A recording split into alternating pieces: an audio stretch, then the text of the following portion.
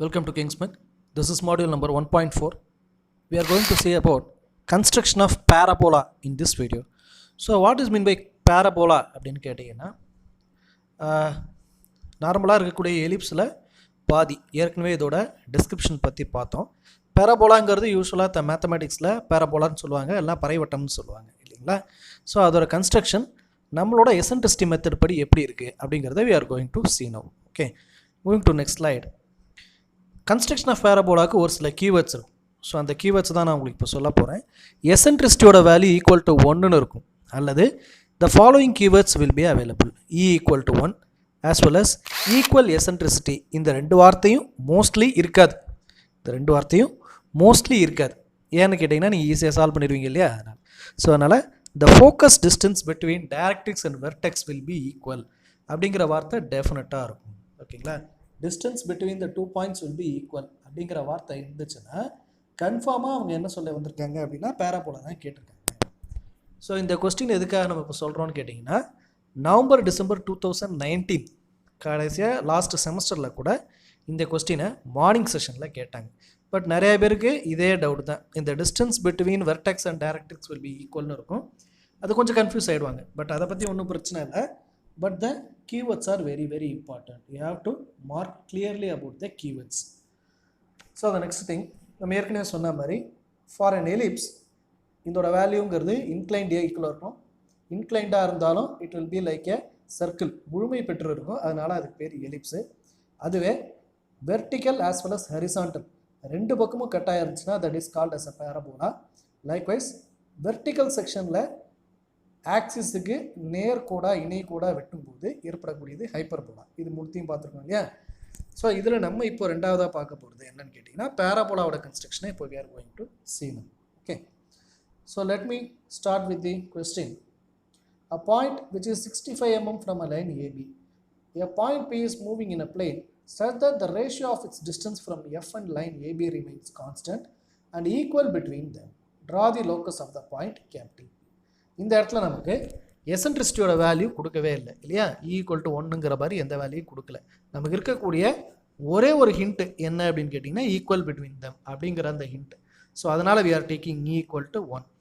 இப்போ அடுத்த டவுட் உங்களுக்கு என்ன வரும்னு கேட்டிங்கன்னா, லாஸ்ட்டாக எசன்ட்ரிசிட்டியோட வேல்யூ 2/3 அப்படின்னு இருக்கும்போது நம்ம 2 + 3 = 5ன்னு பிரித்தோம். அந்த 5 டிஸ்டன்ஸால் பிரிக்கலாம். இப்போ எந்த டிஸ்டன்ஸுமே கொடுக்காத போது நம்ம எப்படி பிரிக்கலாம் அப்படின்னு கேட்கும்போது ரொம்ப சிம்பிள்.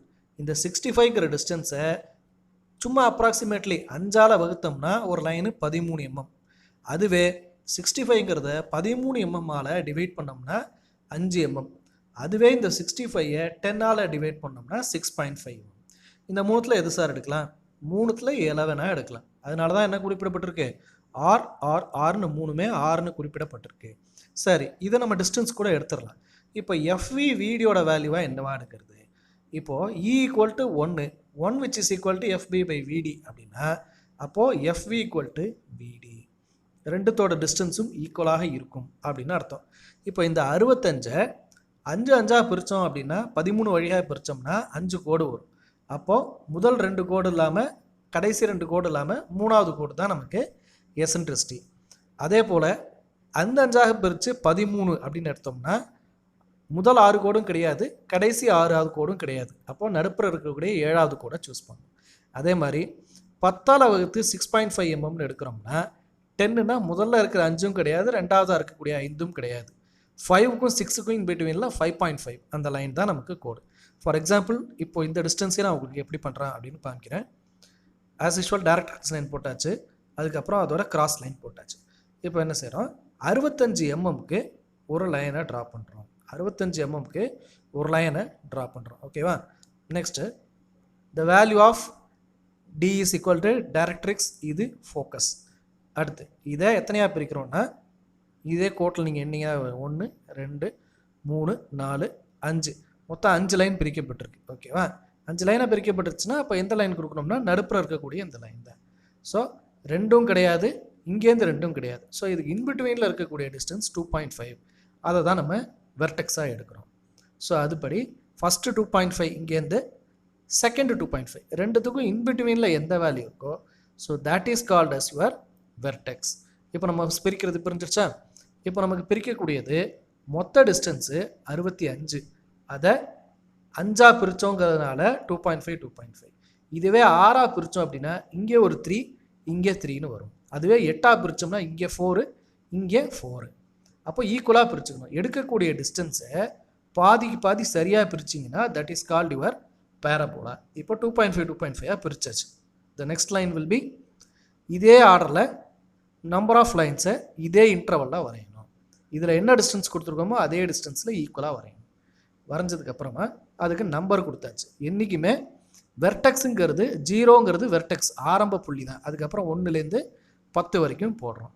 அதுக்கப்புறமா வெர்டெக்ஸ்லேருந்து ஃபோக்கஸ் ஆர்க்கை இந்த இடத்துல வீலேருந்து இந்த இடத்துல டிஸ்டன்ஸை மெஷர் பண்ணி மேலே ஒரு ஆர்க்கு பாட்டமில் ஒரு ஆர்க்கு அது வட்டும்போது ஒரு அரை வட்டம் மாதிரி இருக்கும். ஓகேவா? அதுக்கப்புறமா அந்த அரை வட்டத்தை டீலேருந்து ஜாயின் பண்ணுறோம். இந்த டீலேருந்து ஸ்ட்ரெயிட்டாக ஜாயின் பண்ணுறோம். இந்த டீலேருந்து இங்கே ஜாயின் பண்ணுறோம். ஜாயின் பண்ணும்போது லைன்ஸ் வரும். ஓகே, இப்போ உங்களுக்கு குழப்பமாக இருக்கக்கூடிய பகுதி எதுன்னு கேட்டிங்கன்னா இந்த வீலேருந்து எஃப் எவ்வளோ எடுக்கிறது அதுதான். ஓகேங்களா? வீல எக்ஸஸில் பாயிண்ட்டை வச்சுட்டு எஃப் வரைக்கும் இருக்கக்கூடிய டிஸ்டன்ஸை காம்பஸால் மெஷர் பண்ணி அப்படியே இங்கேருந்து ஒரு கோடு இங்கேருந்து ஒரு ஆர்க் அடித்தா போதும். சரிங்களா? இந்த இடத்துல நிறையா பேர் இந்த பிரிக்கக்கூடிய விஷயங்களை சரியாக பண்ணலைன்னா உங்களுக்கு வரக்கூடிய ஆர்க்கானது கண்டபடி போகும், கருப்பு ஒரு ப்ராப்பரான வழிக்கு போகாது. ஸோ அதனால் டிஸ்டன்ஸ் பிரிக்கிறத ப்ராப்பராக பிரிக்கணும். சரியா? அடுத்து இது எங்கெங்கெல்லாம் இந்த லைனோட டச் ஆகுதோ அதுக்கு எல்லாத்துக்கும் 1 dash 2 dash 6 dash வரைக்கும் நேம் கொடுக்குறோம். எவ்வளோ நேம்ஸ் இருக்கோ அந்த நேம்ஸை கொடுத்தாச்சு. இப்போ அடுத்த கட்டம் என்னன்னு கேட்டிங்கன்னா ஆர்க் அடிக்கிறது. 1வது பாயிண்ட் 1லேருந்து 1 டேஷோட டிஸ்டன்ஸை எஃப்லேருந்து வச்சு மேலே ஒரு ஆர்க்கு பாட்டமில் ஒரு ஆர்க்கு. அதே போல் 2லேருந்து 2 டேஷோட டிஸ்டன்ஸை எஃப்லேருந்து எடுத்து செகண்ட் லைனில் அடிக்கணும்.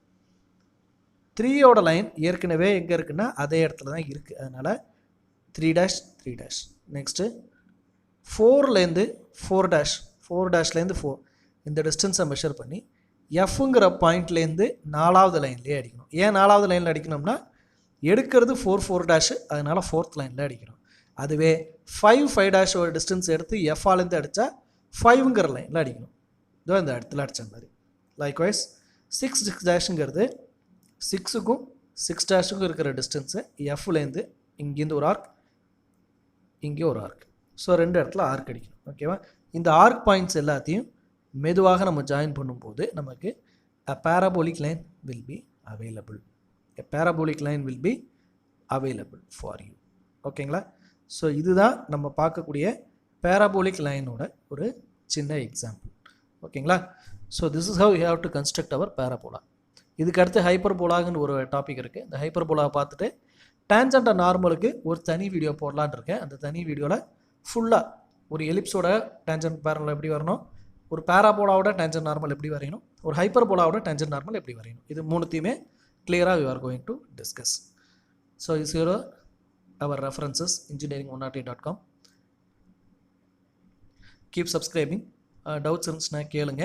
வீடியோ குவாலிட்டி எப்படி இருக்குன்னு சொல்லுங்கள். அனிமேஷன்ஸ் ப்ராப்பராக இருக்கா, கிளியராக இருக்கா, விசிபிளாக உங்களுக்கு இருக்கா, புரிஞ்சுக்கிற மாதிரி இருக்கா, இதை கொஞ்சம் கமெண்ட் செக்ஷனில் சொல்லுங்கள். ஓகேங்களா? So waiting for your comments.